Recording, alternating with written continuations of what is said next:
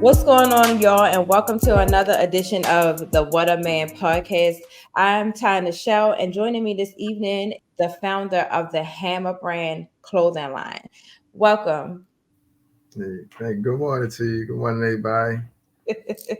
How are you today?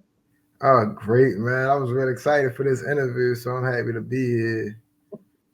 Well, before we get into our interview, just give us a brief introduction of who you are. Baltimore native, raised in East Baltimore. Really came up, really came from the mud, man. I don't know, it's crazy because I feel like my hood was always full of entrepreneurs. And as I started to learn about businesses like Rob, that's how I started to see them, but they was drug dealers. Like, and they raised me though, you feel me? So I was like, first I got in with them with that, and then I just seen more potential in myself. So I started moving, I started thinking away from that first, and then when I got to the point of that now, and I moved away and started my own business. And like I said in the introduction, you have your own clothing line. It's called Hamma Brand. Number one, congratulations for that. Thank you. Um, and number two, what is the Hamma Brand clothing line, and where did the concept come from, and how did it start? So it it started from my brother Hammer. So this is obituary of Hammer right here. His name Hamilcar Rob Barca, and but we call him Hammer. Everybody call him Hammer. And me and him grew up. We were artists. We were into Dragon Ball Z. Like I got my toys all over the room. You can't really see them, but like I keep on my desk. I keep like little action figures. Batman, my favorite superhero. I don't care what nobody says. I don't care. He ain't got no superpowers. Yoda one. He the only superhero a regular motherfucker could be just with some money. Like all you need is some money, and that's your superpower. Like, and then when my son come in here, I let him play. Like he was just playing with the Joker and stuff the other day. So I keep the toys around and comic books and all that. And me and Hammer grew up on these cartoons and these comic books. And we started drawing at a very young age and became artists. So like everybody in our hood knew we were talented. We had that artistic ability. We could do all these things when it came to art. And some people seen potential in me. I didn't see it myself. Because I was good at art, I always felt like it was effortless. Like, oh, I just do this stuff. But other people was like, yo, you gonna be something and all that. And I would hear it would go on one end or the other. I think when I was younger, I didn't realize that we could do things that other people just couldn't do. And so we were poor. We grew up poor. Like it was three brothers in the house. It was me, Hammer. Like I just posted this picture on my personal page the other day.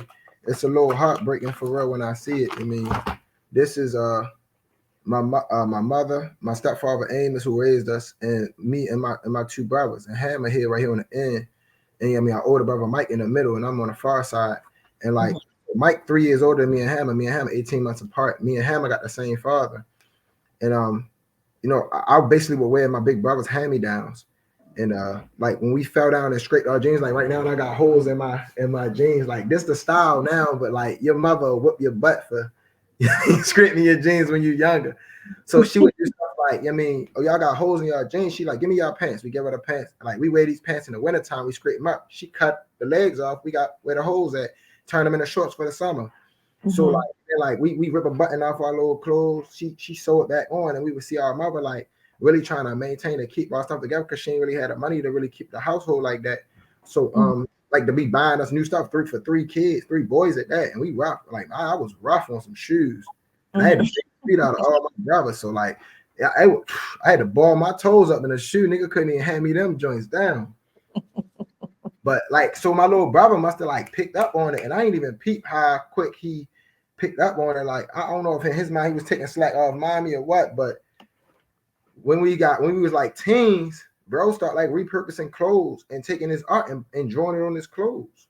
And I'm like, damn, that's slick. And like, yo would just wear it outside. This before social media, before Instagram, before camera phones and all that. If you ain't have a Polaroid, it would nobody could see it. You feel me? And nobody saw him do this. I mean, this is a little teenage kid who we already know got this artistic ability, and now he's putting his art on his clothes, and he's making his own clothes, and he's repurposing his clothes, and he's sewing like how Marvin showed us, and he's making his own shorts, but he's adding his artistic twist to it. And like he literally was coming together. Like I thought it was just like a thing he was doing, like just drawing clothes and like making stuff. And then I seeing his sketch pads and stuff. We always had sketch pads or drawing books. Or like we would use literally like regular notebooks, school notebooks, and number two pencils. Like now that I understand drawing better and like grades of lead and how to not drawing a drawing pad to drawing a sketch pad and then draw your finished work in your drawing pad. Now I know like we was using the least and doing the most. Like we were using line paper, putting art on line paper that goes in a sketch pad, and we were using number two pencils, which is one grade of lead, doing everything, every shade with it. You feel me? So like Hammer was started putting his art on his clothes, and then I seen his drawing pad, and I seen he wasn't just putting stuff on clothes. He was mapping this out like a fashion designer. He was drawing out these plans. Like I keep this folder. After he died, I went to my grandmother's house and I collected a lot of his art. And he called his clothing line Fatal Attraction, and he would draw up designs for his clothes. And this is like how a fashion designer would draw a sketch for a clothing idea. And he drew up like and I don't have all of his stuff. This is just what I could find. And like you see, he got like custom tags and his own logos based off like I guess he was inspired a lot by like Polo and Ralph Lauren in that time when he was like in the early 2000s. And like Robin jeans was hot, so he put like angel wings on his pants and did the boot. He like wearing boot cut, so he would make the boot cut, and he would make this stuff. He would just walk around the neighborhood with it on, and people would see him like, "Damn, man, where you get that from?" And yo, you trying to sell that? Like they would see like we from Federal Street. Like this is a wanted poster of our father. I made this, but like I put Federal on the back. Okay. I sort of kind of went viral for this when I wore this with the target on the back and all. Like I feel like my concept is we got a target on our back as black men anyway. So let me just not even hide it, throw this on the clothes. But this is when I create, I'll be like, what would Hammer do? Like you know how people are like, what would Jesus do? I'll be like, what would Hammer? Hammer would have did this. Hammer, a lot of his early designs. Not only did he put Federal on his clothes, he got Federal tatted on his back. He got Federal tatted on his arm, and my cousin got it on his back. And I was like, just like, man, this type of stuff Hammer would do. And he would draw his tattoos on his clothes and stuff like that. He did his own.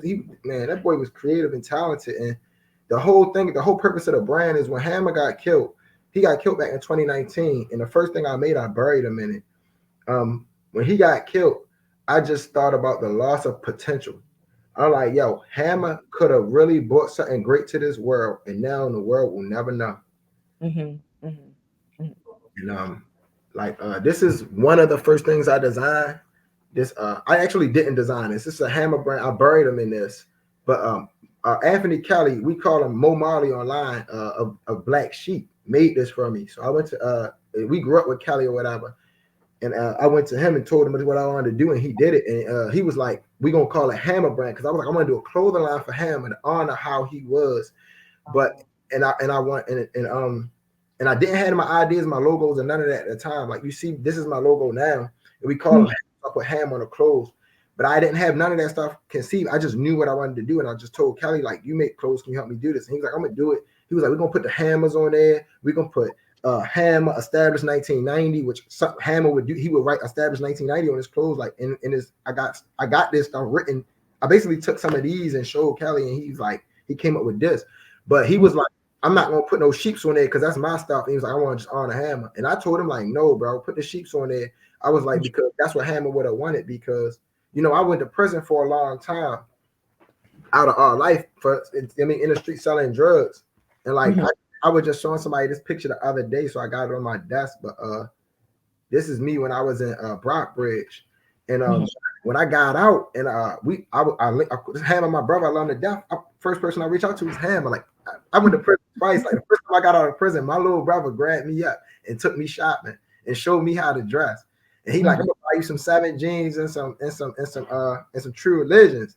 And I'm like, well, how much they cost? He like $100. I'm like, nigga, you ain't spending no $100 on.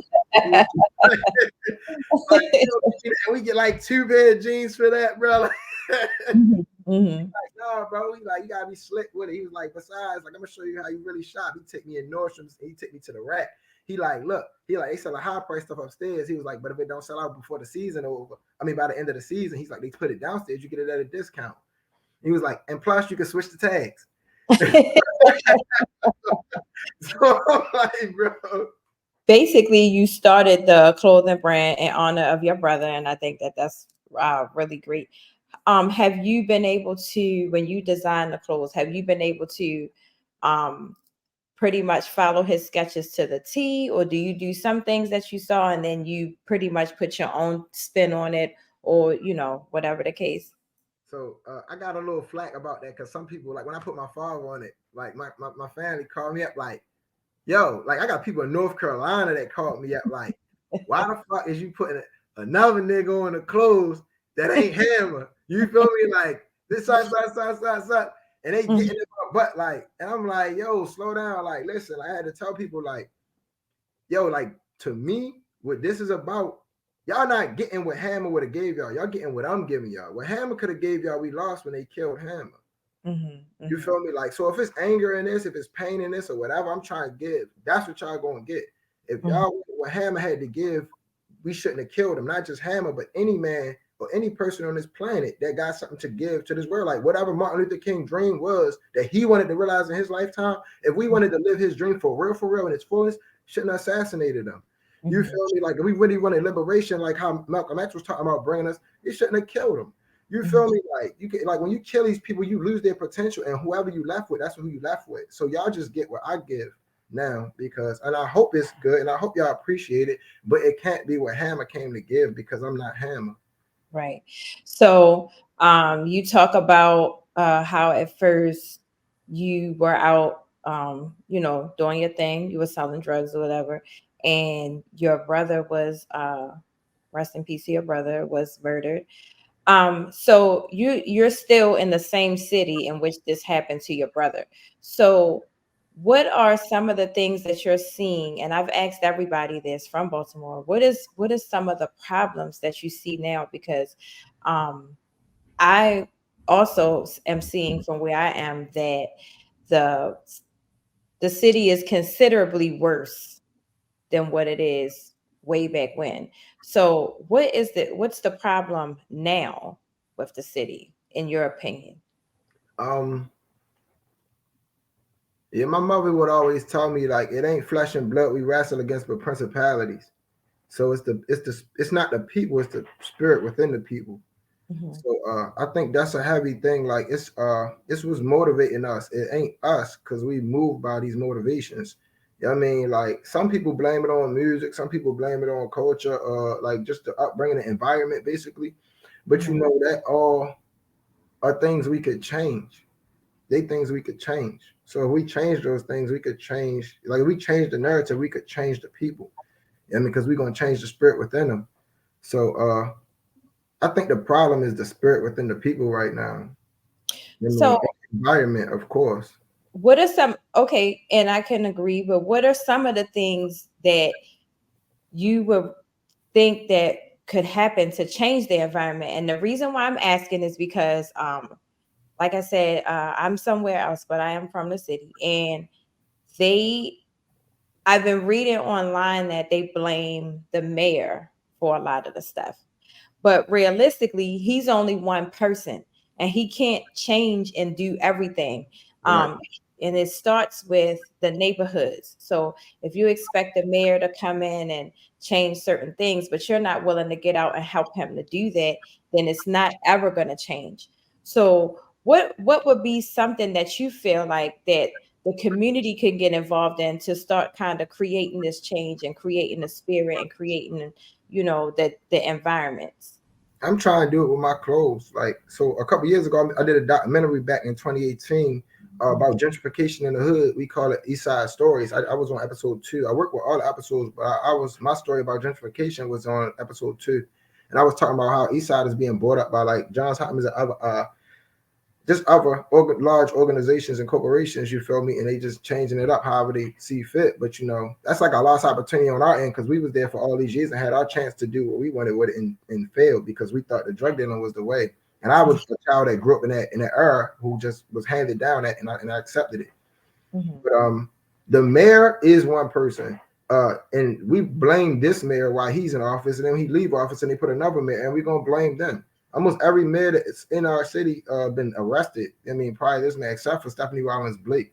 Yeah, I mean, like, we really holding single people accountable for a bigger problem at hand, and we not holding individuals accountable for the part they play, I feel. And that's just me being real. And I'm trying to play my part with my brand. Like this, for instance, my shirt, Free Alice. This is my father on the shirt. This is me and him, my father, Alice Douglas. He did change his name to L. Ramses Barca, which I'm named after him, L. Ramses Barca II. But he legally, they weren't accepting him to do this because, nigga, you a criminal. You broke all his laws. Alice Douglas, you think we gonna start calling you L. Ramses Barca now? Like, you ain't do all that shit you done done. We're gonna put that as an alias. But so I put this on a shirt, right? I'm not trying to draw up the subject, but this is a wanted poster of my father. And I found this on eBay. I was talking to my uncle one day. He was like, "Your father was a big gangster. He was the truth. He's so famous for the law he broke. You can look him up online." So I'm in the middle of the conversation, like, let me do that. And I Googled him. So and I see this pop up, the mugshot. But then I don't just see it. I see that somebody's auctioning this off on eBay. So I sent him an email like, "Hey, bro, like this thing you auctioned off. This is a wanted poster of my dad. Like, I was like, yo, that's like my family history you try and sell to people, bro. Like, I'll pay you whatever you ask for to take it out of the auction and send it to me." So I agreed to take it out of the auction, and he sent it to me, and he sent me the letter of authenticity that came with it and all. And it's a wanted poster from '68 from my father, Robin Banks, and it's signed by Jago Hoover. And we know the part he played on bringing down the black community. You feel me? So I put it on my shirt, and then I wrote on it, "Free Alice." You feel me? If any people that know me and that know, not too many people know my father, but the people that know me and know my story know Ellis is dead. So when I say free Ellis, I don't mean let this man go. I mean, he probably not a man you will want free. He's an animal. I mean, like, I love him. Everybody else might not be so quick to embrace this man. You feel me? They had a revolutionary mindset. We don't want that out here. Well, I want it, but anybody else don't want that. So I say free Alice, not to say let him go, but to say free your mind from the mindset that led Alice to down that path to breaking and robbing these banks. You know what I mean? Showing what he was doing out here, being a gangster, killing other men. Like he fought. He was a Vietnam vet. He fought in the Vietnam War in the 101st Airborne Division, and he never told me no stories about the war.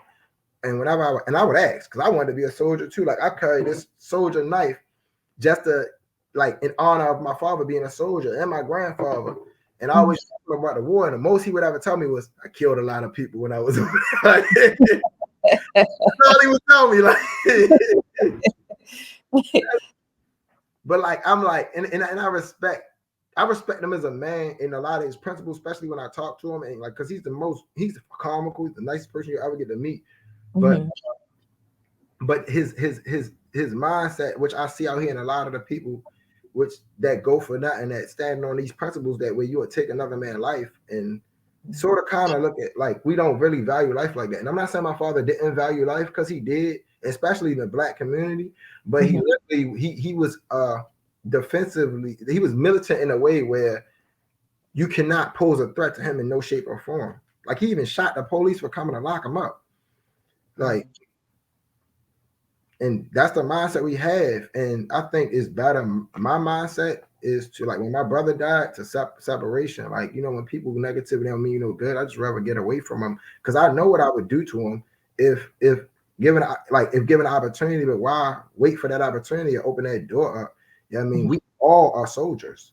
Like as Black people, we all are born soldiers. My son, the day he came out his mother's womb, was a soldier.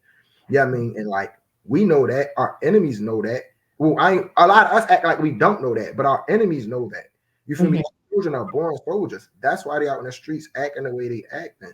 But you got to find ways to take that energy and redirect it into somewhere positive. So when my brother died, the negativity that built up in me, and that I channeled it into my art. I knew I'm talented in my art, and I knew what I could do, like with art and stuff.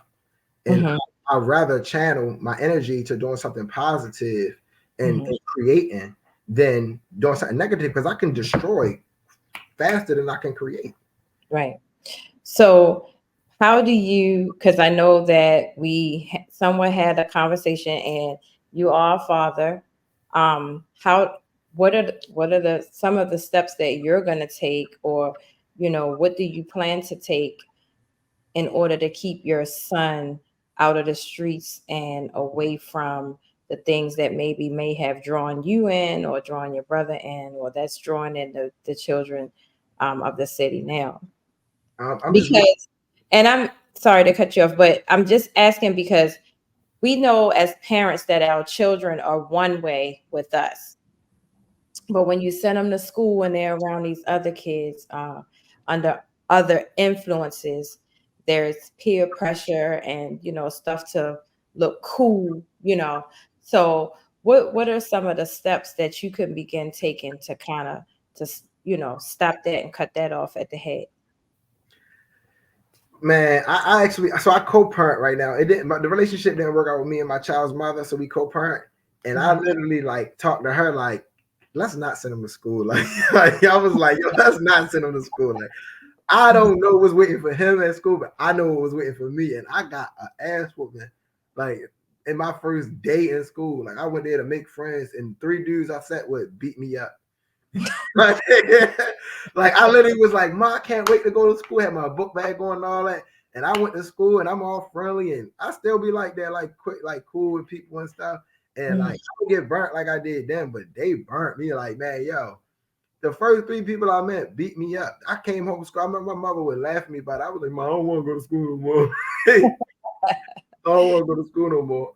My brother went the next day. I went to school. My big brother, he went and got all 3 of the guys. So I get out of school that day. I told him I got beat up and who did it because he pressed me about it.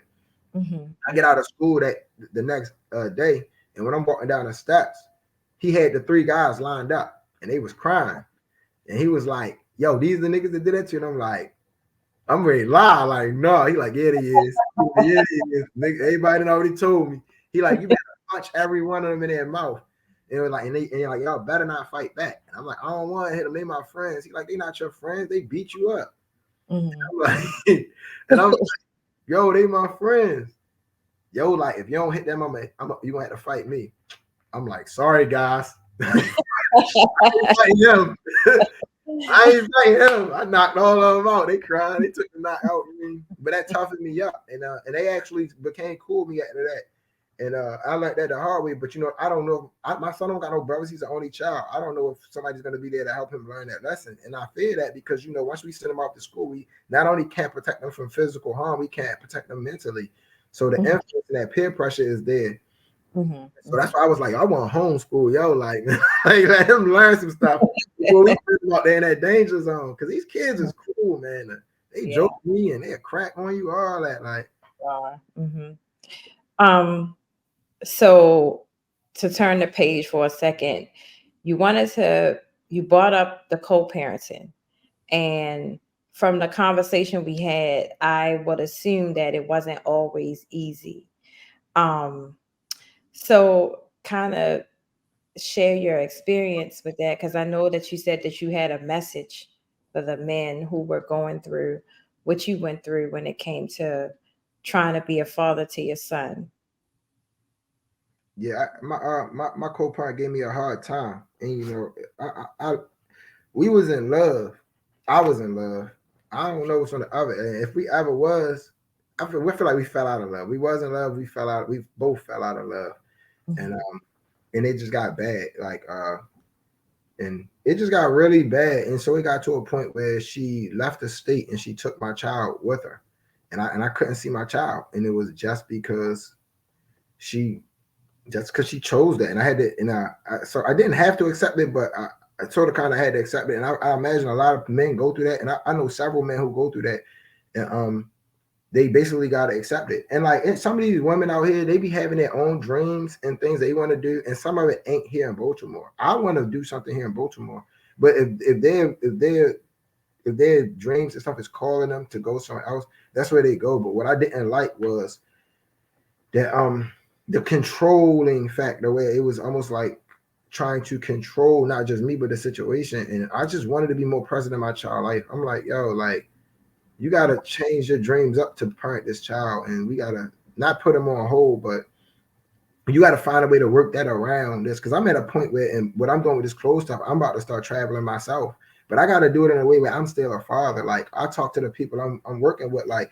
yo, wherever I go, if it's my time to get my son, I want to take him with me, and they like, we cool with that, like, we respect that, like, we want to see more men being fathers, so we open to that.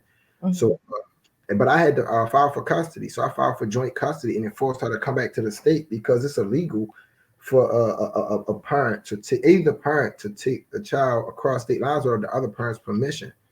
So I filed for joint custody, and I had to wait for the courts to see this because she was hiding the fact that she was out the state, and she said it in the court. And we was in front of the magistrate, and she said it in the court hearing when they told her about the shared custody. And when they heard she was out of state, they didn't say that she had to come back, but they was like, regardless of where you at, you gotta make these appointments to exchange the child. And so it was in her best interest to move back, to just to make sure she make the appointments, because it was too much. She literally was, and I give it to her. She was driving from North Carolina all the way to Baltimore every Monday to either drop them off or pick them up. And that was hard on her gas wise. And I ain't gonna lie, we was beefing so hard. I was like, I'm not helping you financially when it comes to that. Like, I'm sorry. I tried to do the money thing and send you the bread. I felt like I got messed over, and it cost me so much to file. And like, so I couldn't afford a lawyer where I was getting paid at the time. I literally had to go down the course, like from the second my son got took until I got him back. I'm literally like, what should I do? I didn't know no men that went through that and got their children back. I know men that's on child support. I know men who just gave up on their children, like, the child to grow up one day and they'll find their way back. And I don't know no that, it's not saying it ain't none, but I don't really know none that went through what I went through and successfully got their child back like I did. So I didn't have nobody to go to. I literally went down to the courthouse. I'm down there like every like several times a week, not just in the law library studying all the laws about custody, and having consultations with the attorneys, asking them questions about the paperwork and the laws. And I'm even sitting in on court cases and trials, asking our judges where they allow me to sit on these custody trials. And I'm sitting in the courtroom like once a week on the trials to see how these custody hearings go, until I learned what I needed to learn to file my own case and represent myself. And I went and represented myself, and by the grace of God, I mean, I was able to be back in my child's life. And it's still hard. It's not easy. Yeah, I mean, like, but and like I just say, my message is to a man: if you go through this, don't give up. And I made up my mind of what I wanted. I wanted to be a father. I want to be in my child life, and I just did, and I let that drive me. And once you know what you want to do, if you want to be in your children's life, put that in your mind and let that guide you. Like, you're gonna get the outcome, even if it don't look like it. Like, I was scared everything I do. Like, they asked me, did I want to accept the temporary custody order as a permanent order, or did I want to take it to trial and chance losing everything? And that was a hard decision to make. And they told me it might not go your way. And I cried in the hearing. I said, man, I'm gonna take that chance, because if it do go my way, the benefit is worth the risk, because I'll be 100% back in my child life. And I made out. The judge seen in my way, and I made out. But that was a scary. I didn't know it was on the other side of that decision, and I took that chance. And now I get a 50-50 custody agreement where I get my child 1 week and she get him 1 week. Our child, you feel me? It works out Well, best for me, for him. I can honestly say that that is very commendable, because, like you said, a lot of people just they give up, and dealing with the system is very hard, because if you don't, it's you can go in there with everything, but it'll if it's just that one piece of paper that you don't have, they'll send you back and say, "Oh no, we'll reschedule this, so you need to bring this back." So to have the patience and the will to go through that because you love your child so much is commendable. But I wanted to ask, you have a clothing brand, okay? And you just told me that the people that are working with you said that there's going to require some travel, and you didn't have a problem with that because they would, love for you to bring your son. Now, my question to you is, in the instance where you link up and someone says, "Hey, we like your brand. We want to put 100% investment into you. We'll give you everything you need to do what you got to do, but you got to stay here." What's the move then? I ain't gonna lie. I put my family first in everything. I had to leave a job behind my mother. My mother got sick and my job wouldn't understand it, and I quit that job. Mhm. That was the first job I ever quit in my life, and I put my family first. I never sacrificed my family for no amount of money. I can't be bought. Mhm. Okay.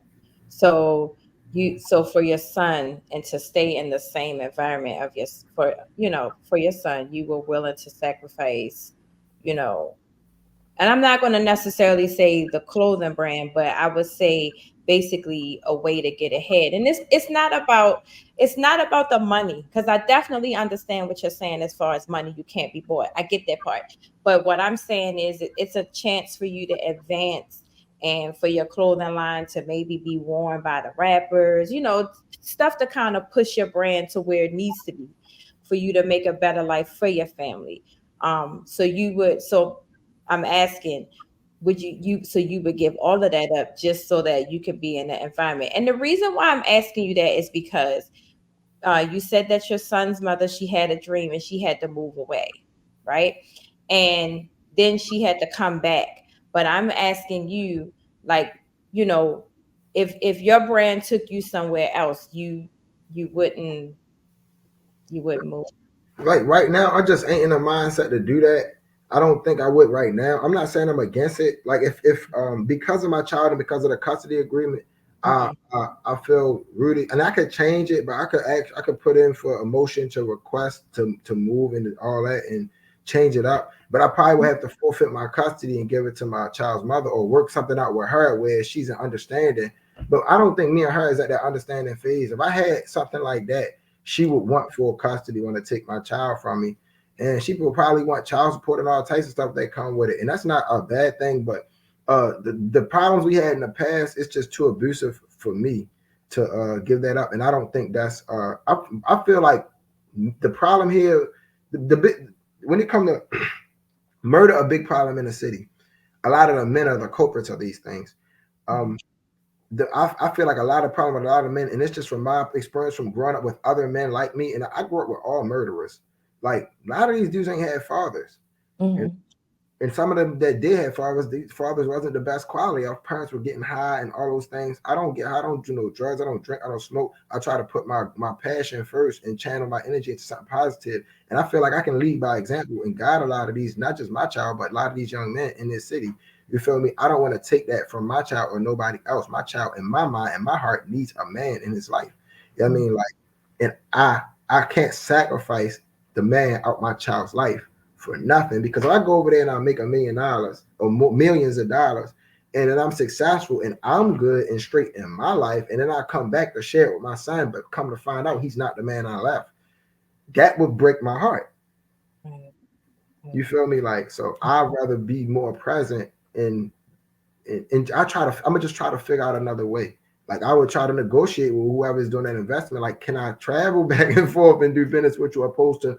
position myself there? Like, because I can do that in a later date when my child is older and he could, and then me and my child's mother is at a better position in our co-partner relationship where we could be more understanding. Because right now it's still my child 3 years old, so it's still a lot of pain there. So we just not at that point. So I know that a lot of things I want now is gonna Mhm. have to wait to a later date because time ain't ready. The time ain't here yet. And like I said, that's definitely commendable, and I respect it. I respect it, and I respect your decision, because there's a lot of people who wouldn't, that didn't feel that way. They would just see it as an opportunity. And don't get me wrong, it's a great opportunity if, if it was a thing. But and for you to say that is very much commendable.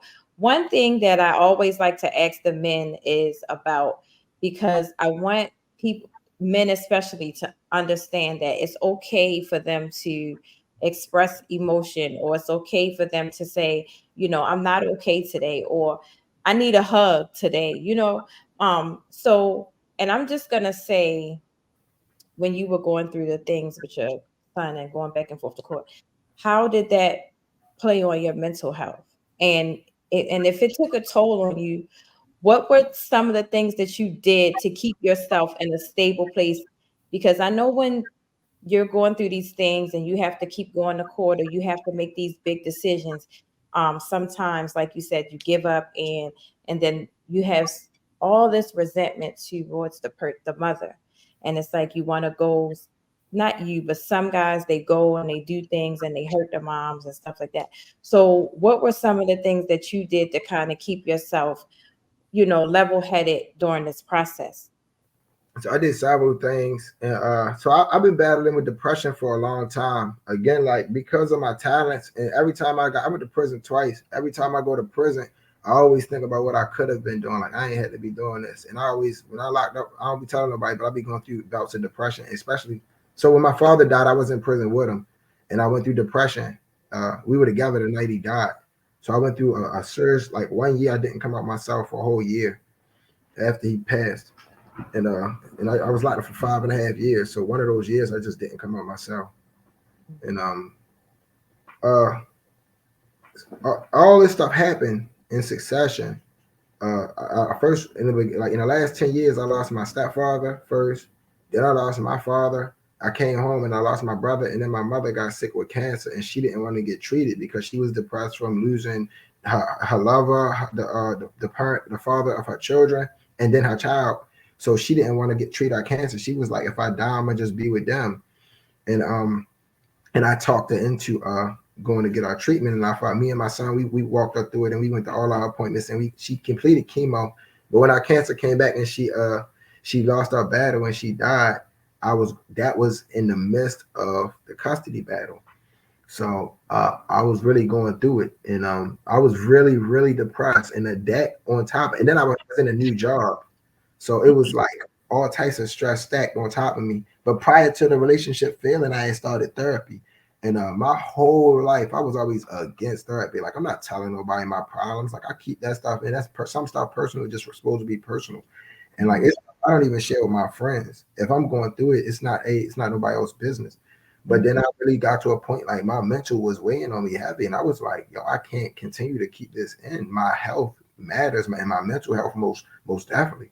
And I initially, so my partner, it's probably this real personal what I'm about to say, and it's probably hard for her to hear this if she hear this, but she was going through a mental like break, and not only from the relationship, from her own mental health. She was going through, she had issues she needed to deal with, and I thought I could help her, but you can't really help nobody. People got to want to help themselves. You feel me? We can't fix other people, but I tried to. So I initially started looking for psychologists and stuff to help her. And then I told her, I said, what if we do family therapy or group therapy or something like that? Will you be with it? And she was like, no. So I told myself, well, if maybe I should lead by example. I should start therapy and then try to work her into it and do the group thing. So I started therapy, and she still wasn't with it. So I just stayed. I was like, because she not with it, should I leave and be like, oh, this ain't work? I was like, fuck it, man. I'm staying and just seeing what because maybe if I'm part of the problem, I don't want to be part of the problem. I want to fix what's wrong with me. And I let this guy know everything, like from my brother being murdered, how I really feel. Like, because when my brother first died, I was still in the streets, and I still was thinking street about that. You feel me? But after he died, I got locked up. And while I was locked up, I think I found out she was pregnant. We was talking about the pregnancy, and my child mother like literally told me, like, if you keep this path and you keep doing this, I cannot promise you that me and this child will be here for you when you get out. And I had to consider that because I was like, yo, my father got locked up. They gave him 170 years. I was 1 year old. You know what I mean? Like he had 1 year with me and he got 170 years. My little brother wasn't even born. You know what I mean? Like my brother was born after he started this bit. So I'm like, yo, I can't do that to a child. I can't do that. I can't do what my father did me to a child because I know how that feels. Mm-hmm. So I really reconsidered. And when I got out of prison, the first thing we did was go down to North Carolina and I chilled down there with my family and I thought about avenging my brother, what that would mean in my child situation, you feel me? And man,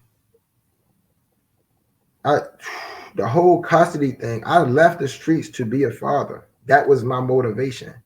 I left the streets to be a father. So the depression that came with realizing our relationship wasn't working out, and this might be challenging to my ability to parent. And and then, man, I let my therapist know all that. I let him know all that how I felt. I was more open with him than anybody, and I like his responses and how he handled it because he wasn't more so telling me what he think I should do. He would give me examples of his life, but he was asking me like, "What do I think I should do?" And it made me feel like his approach was the answer to your problems are inside of you. Mm-hmm. Mm-hmm. So he made me dig deep in myself to solve my own problems. And just speaking puts it out on the surface and let me vent, and then but self reflect on what can I do, and that's when I start taking steps to make changes in my life and change myself and noticing my negative behavior. But another thing, which was probably so, I met another woman after our relationship failed, and I sort of kind of went to her, and I ain't gonna say I used it as a crutch. Mm-hmm. I didn't do that, but just the comfort of another human being was comforting to me, and I probably got caught up in it because I got obsessed over this woman.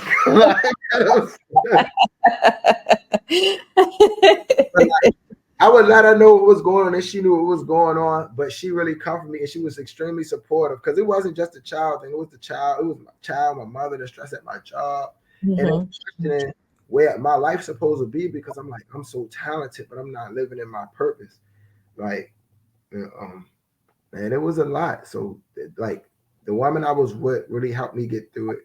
The going to see the psychologist once a week, going to therapy, and just staying prayed up. Like I would now, my mother didn't just teach me how to pray; she taught me how to fast. So a lot of people don't know when I fast, but I pray and I fast.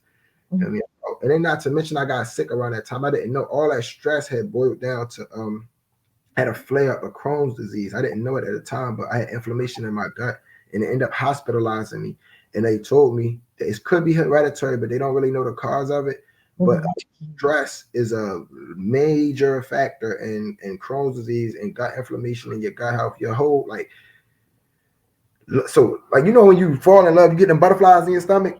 Butterflies might turn against you, like if that love don't work out, man. Like your mom at the end of the day eating up all the cotton lining out your stomach. So, like, that's what it felt like. Y'all started the same butterflies when the relationship was falling apart, but it was Crohn's. Like, yeah. So, who are some of the who are, if any OGs in the city that you look up to, or anybody that kind of walks you through your path to get you where you are now? I don't know if I can mention a lot of these people's names. Okay. I just pay homage to, because some of them might still be doing what they're doing, but I just pay homage to my brothers, like the twins. Shout out to the twins, Tavon and Davon. They both went, they in the streets. They guided me for real. And even though regardless of what we was doing, when I would talk to them, they were and KG the rapper. You know what I mean? Like they would the stuff they would say to me was so real. And I love Rah Rah to death. Yo, like man, free Rah Rah. I can't wait till we get home. A lot of people don't like that guy, but I love him. I love him for real. Like, yo, I swear when I like people, these are some scary dudes to some, so people don't want to come around them. But when you come around these dudes and you talk to them, their mindset is just different. You feel me? Like, and AZ, big, I'm gonna say big fella. I don't know. A lot of people don't know AZ. He from New York, but he always been in Baltimore. And like, it's another positive guy. Like, which is when you talk to them, their mindset just different.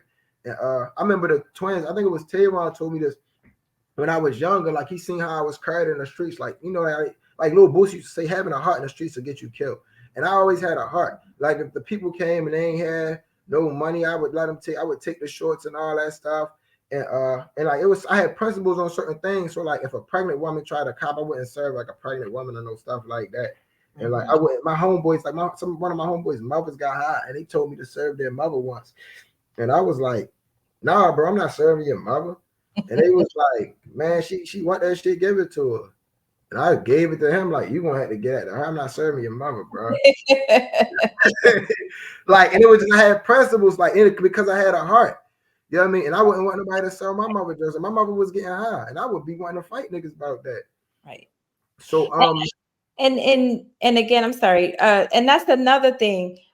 Even though none of it is to be glorified, I feel like that's a problem too these days. So back when there was the street code, no pregnant women, no mothers, no kids, but it's different now. There is no code. It's every man for themselves, and I think that that's a problem as well.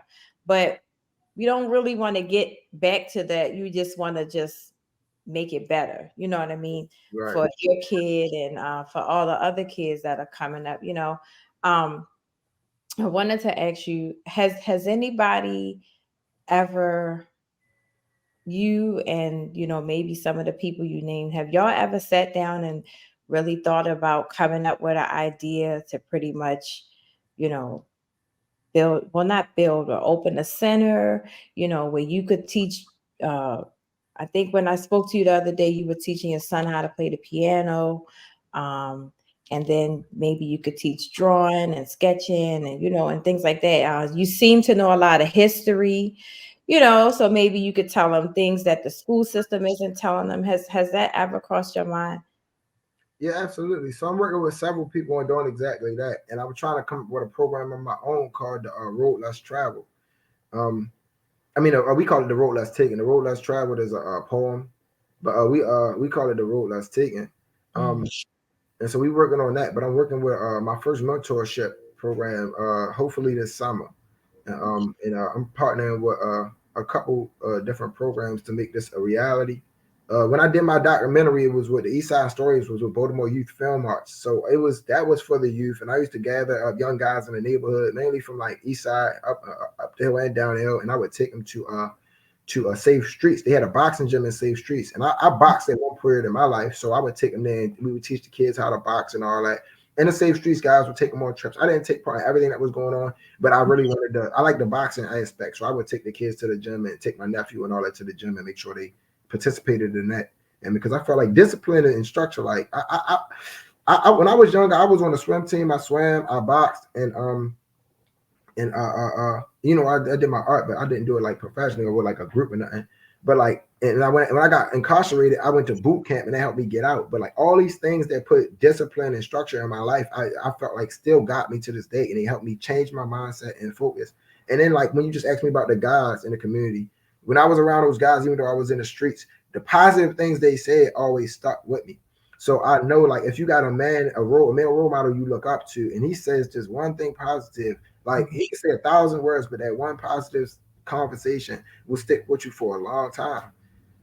You know what I mean? So I most definitely want to impart that to these young guys. Whether I can teach them my art skills, because you could try to teach them and it might not work.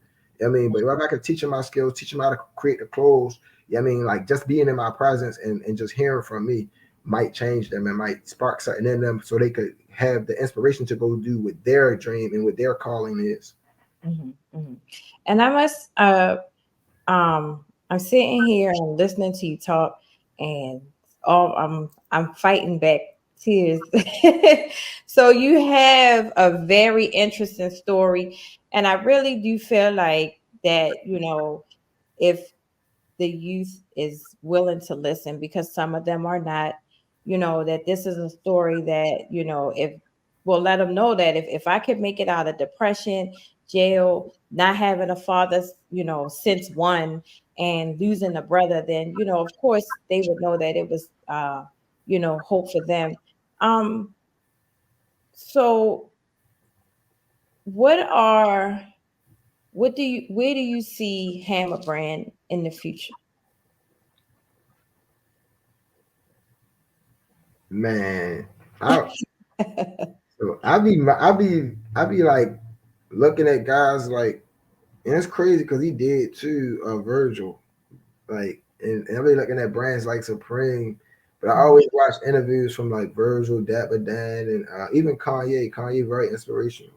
Mhm. Um, and I love how he. So my whole motivation behind making a brand is something I didn't learn from Kanye, but I seen when I heard Kanye speak about it, I'm like, oh, bro, on the same page. He was talking about like self-sufficiency, and he talked about like when he moved out and got that farm out there in the Midwest, Mhm.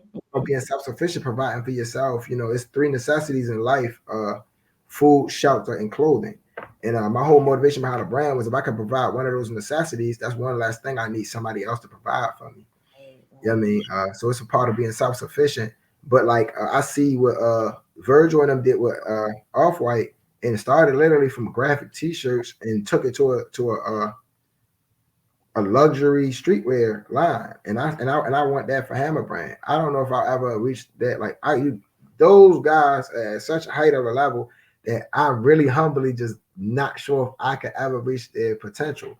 But the Mm. fact that Virgil is gone and I'm still here, maybe it's a possibility I could go places he never went. I don't know. I don't want to because that man put in that hard work. So I don't know because the people he got that's still carrying it on they gonna keep his memory alive, same way I'm keeping Hammer alive. So Right. uh, Well, you do know, and I know you, I don't have to tell you this, but all it takes is one.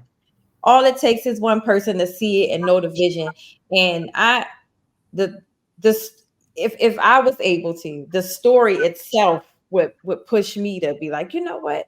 But I so let's backpedal a second. oh yeah, Before and a lot of people don't know this, but the HAM, so it's Hammer's nickname, but I haven't put it on the clothes yet. But the designs I'm working on now, the acronym is Here's a Movement. So Mhm. it's literally to motivate people to move in a better direction. You Mhm. feel me? So my next drop is gonna feature that acronym spelled out. Here's a movement. Like I'm working on the design. I'm redoing the target on my back, Mhm. right here on my computer. So you can see it's this is how it's gonna look in the future. Here's a movement Okay. written on it. So Okay. Nice. So let's talk about Kanye for 1 second before we go. So you said that when he, you said that you understood his thought process. So with that being said, do you think because I don't, do you think he's crazy or do you think that he's really talking about stuff that we're not ready to listen to? um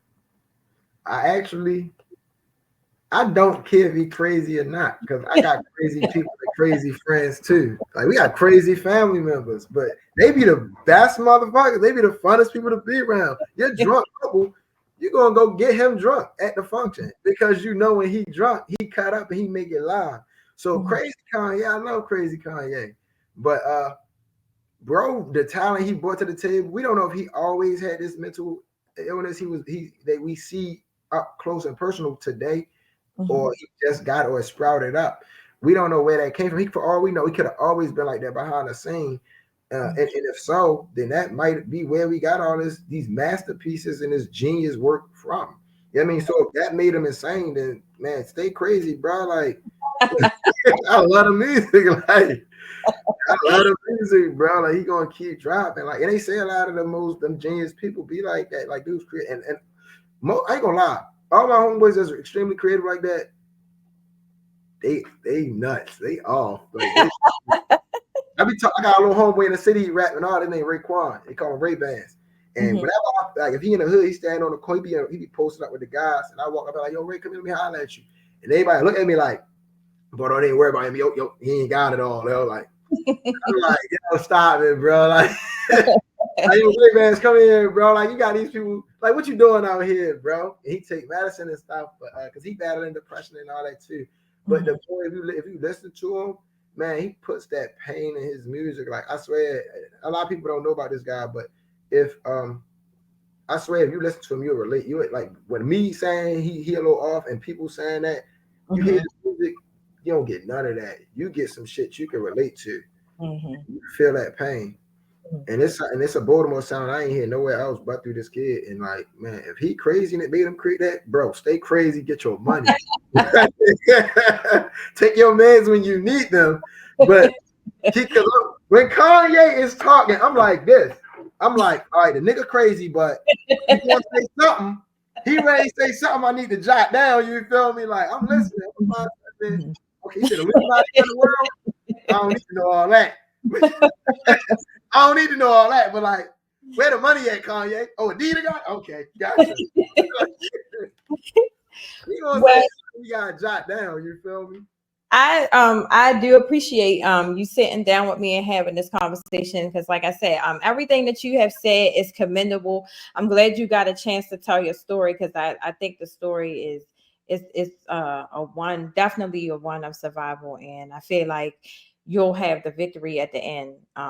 You already have it, but it'll exceed way more than you probably could ever imagine, and I wish that for you. um so if anyone was interested in purchasing Hammer brand, how would they be able to do that? Man, you can follow me on Instagram either at Barca L757 underscore or my business page at Hammer Brand. And you can also check out my website, www.hammerbrand.com. And if you forget that, I mean, we got these wanted posters, not only for my father, but also for the brand. Mhm. You now these don't give much information. That just let you know, look out for this guy. Like, these right here, we post these up all over the city. The Instagram and the website is at the bottom. You're gonna see these on the vacant properties. I feel like it's a problem with the vacant properties out here. So I do graffiti on them joints. I put these posters up. They be thinking I'm R long. Like a couple people like, yo, you R long, bro? Like, yo, what you spray painting on? You R long? I'm trying to push my brand, y'all. I post these out, man. I put these on Vix. You know what I mean? Like, and I'm Well, also thank trying to speak to that. Yeah. well, thank you so much for sitting down with me. I really do appreciate it, like I said. And I wish you all the best in the future with your brand and everything. And hopefully you'll have that meeting with Kanye soon. Wait to go crazy with bro. Thank you, everybody. And again, I am Tanya Shaw, and this is the What a Man podcast. I'll see y'all next week. Good night. Hey, y'all. I hope you enjoyed tonight's episode of the What a Man podcast. Trying to get you some Hammer brand? Go to www.hammerbrand.com and join the movement. Bye.